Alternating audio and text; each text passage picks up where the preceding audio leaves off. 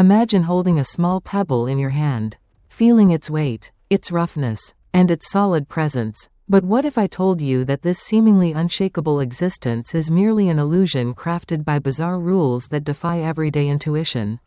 There is an experiment that has forever altered humanity's perception of reality. One that has left even the greatest minds in modern physics shuddering in awe, and it is arguably more terrifying than any nuclear explosion or asteroid impact. This is the double-slit experiment, sometimes poetically referred to as the two-slit interference.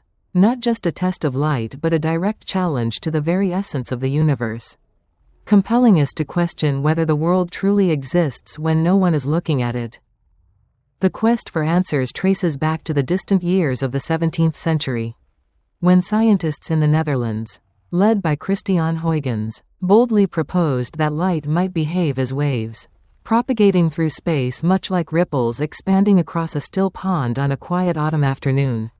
According to this reasoning, if two beams of light encountered each other, they would not collide like two billiard balls but would glide past one another, reinforcing or canceling each other out to produce alternating bands of brightness and darkness, a phenomenon physicists term interference. Yet this romantic notion crashed against a formidable barrier named Isaac Newton. With near absolute authority in the scientific world of his time, Newton asserted unequivocally that light consisted of tiny corpuscles of matter hurtling through space. And because Newton's shadow loomed so large, the particle view of light dominated human understanding for nearly a century afterward, relegating any doubts about its wave nature to obscurity. It was not until 1801 that history truly turned a page, when the English physicist Thomas Young resolved to conduct one of the most daring and renowned experiments of all time. Picture the scene. In a darkened room, Young directed a beam of sunlight through a narrow slit, then onward through two parallel narrow slits in a barrier before it struck a receiving screen beyond. He believed the pattern on that screen would deliver the final verdict on light's nature. If light were particles as Newton claimed, they would fly straight through the two slits and form two distinct bright bands on the screen, akin to tossing two handfuls of sand through two open windows. But if light were waves, they would spread out, interfere with each other, and create a series of alternating bright and dark fringes, resembling the stripes on a zebra's coat. And when the truth emerged, the world seemed to hold its breath. On the screen appeared not two monotonous bands but a magnificent array of interference fringes. A visual manifesto proclaiming that light operates as a wave. However, the universe never surrenders its secrets so readily. Entering the early 20th century, the advent of quantum mechanics unlocked a portal to a microscopic realm brimming with absurdities. Scientists, spearheaded by Albert Einstein, demonstrated that light is not solely a wave but also packages its energy into discrete bundles called photons, particles of light. Light harbors a strange duality, being both particle and wave simultaneously, a concept that bewilders the human mind to its core. To resolve this paradox, researchers elevated the double-slit experiment to a new, more daunting level. Instead of flooding the slits with a beam of light, they employed advanced apparatus to fire individual photons or electrons one at a time through the two slits. Envision standing before a goal with two doors and kicking single soccer balls toward it. By common sense, each ball can pass through only the left door or the right, leaving marks on the back wall clustered in two corresponding groups. Yet horror unfolded in the laboratory. As the particles were launched singly, isolated and alone, they initially appeared randomly on the detection screen.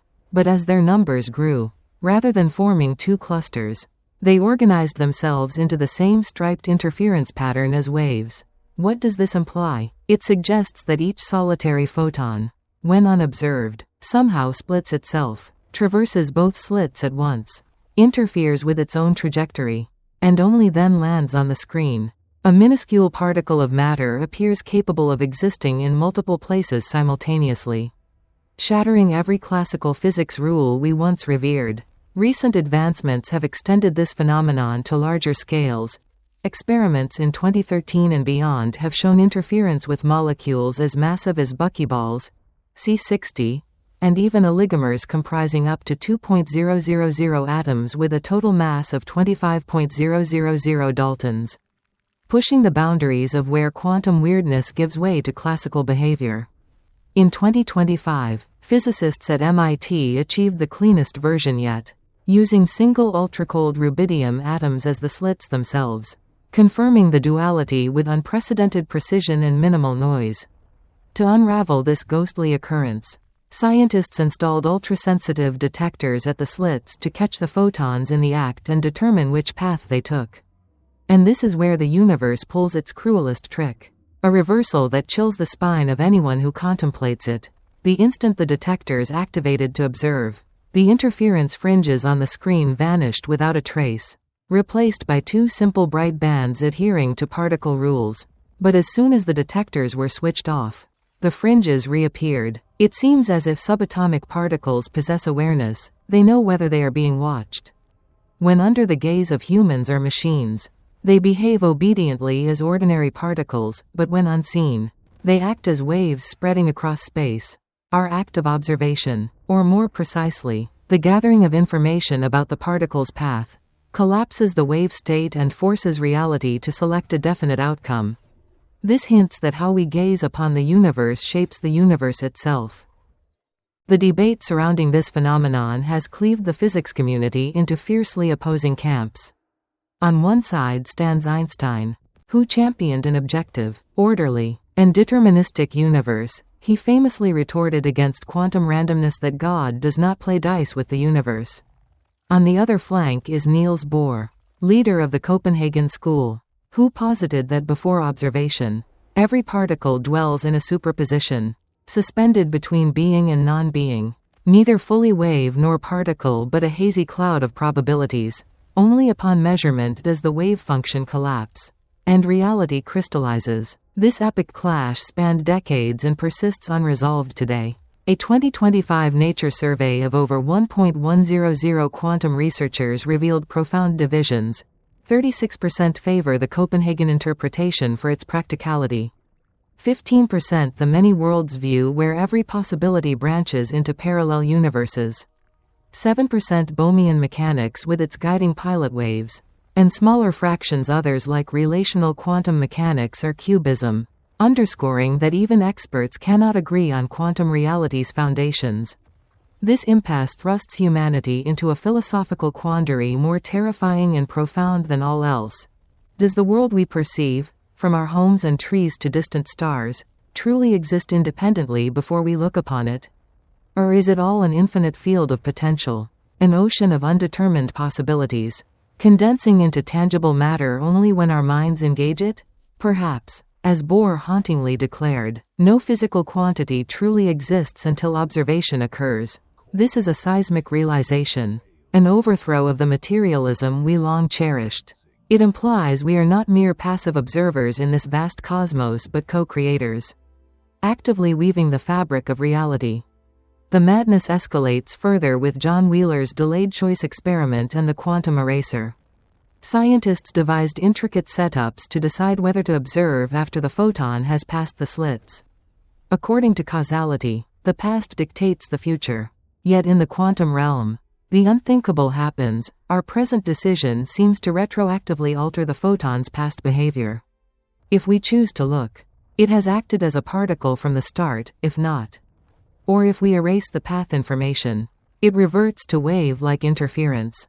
Recent experiments, such as those in 2023 using coherent photons and polarization controls, confirm this, though interpretations clarify it's not true backward causation but entanglement and post-selection of data that create the illusion. Still, it blurs time's arrow, suggesting the future can reshape our understanding of the past.